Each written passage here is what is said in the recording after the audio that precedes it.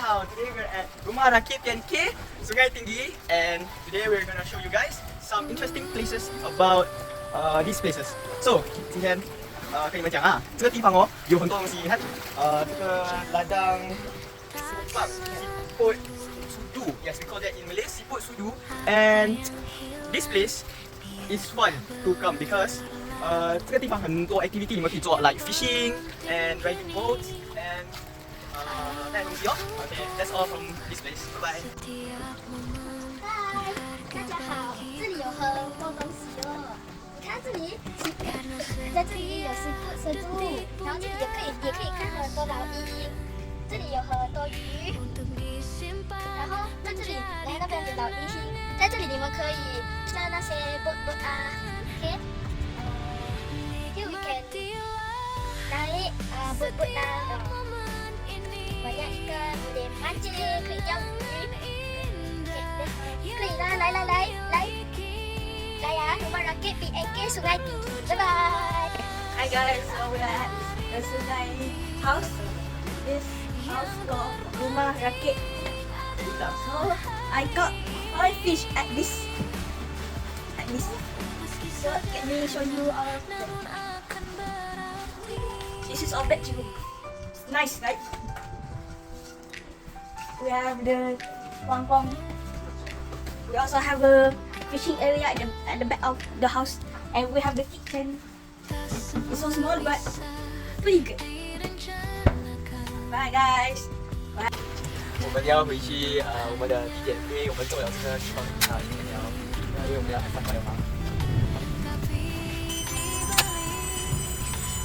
Ada yang benda lecat tu. Yang lecat lah. Yang lecat tu mana? 因为我们是篮球的出勤，所以我们要来呀，拜拜。记得啊，在Rumah Rakit PNK Sungai Tinggi，untuk disimpan menjadi kenangan. Nikmatilah setiap momen ini, kenangan indah yang kau miliki. Bawakan satu belajar, basic. Cara nak pasang rod. Belajar. Kalau pas baru boleh ibu bawa. Kalau tak pas tak ada. Meski sederhana, namun akan berarti.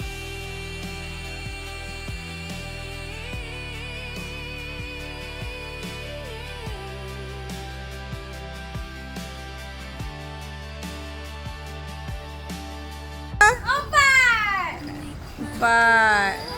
Okay. Setiap momen ini, kenangan indah yang kau miliki. Tak perlu cemas akan hari nanti. Yang terpenting adalah hari ini.